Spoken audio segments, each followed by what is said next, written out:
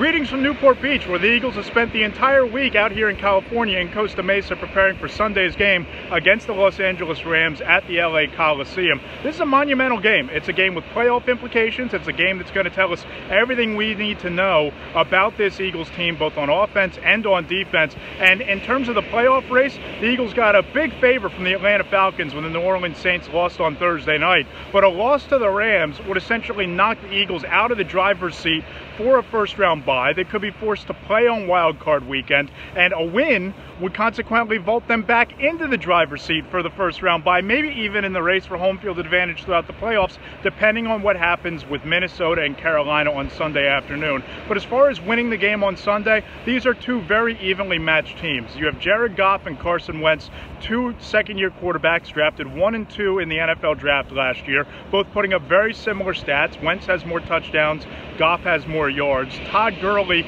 is the #2 leading rusher in the NFL. The Eagles defense might have the best defensive line in football, with Fletcher Cox, Brandon Graham, Tim Jernigan, all making up what has been a very dominant front seven. And then, of course, at wide receiver, you have Sammy Watkins for the Rams, Alshon Jeffrey for the Eagles. But from an Eagles standpoint, they need to really do a good job of getting to Jared Goff, pressuring him into mistakes, just as the Rams. If they can get Brockers and they can get Aaron Donald after Carson Wentz, knock him around a little bit like the Seahawks did, it could be a long game for Wentz, just like it could be for Goff if the Eagles get the job done there. This game really could come down to turnovers and mistakes, because we saw against Seattle, when you have two playoff caliber teams, two teams that are very similar in talent, those games can be defined and decided by 1 or 2 mistakes, 1 or 2 penalties. The Eagles are among the top 10 most penalized teams in the league. That's been one of the emphasis points this week. A lot of talk about focus, a lot of talk about getting the ship righted going into Sunday's game.